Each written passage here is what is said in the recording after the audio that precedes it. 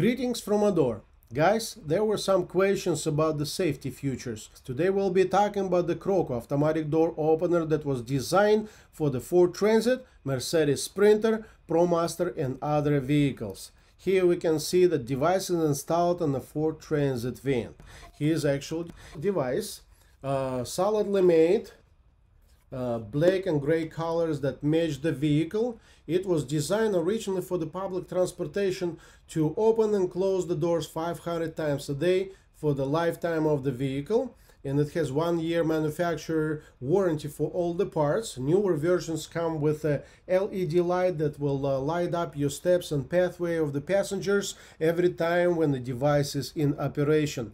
Department of Transportation requires automatic door openers to have safety features. Rollback. If there is any obstacles on the way, automatic door opener not should just stop, it should roll back to avoid injuries to the passengers.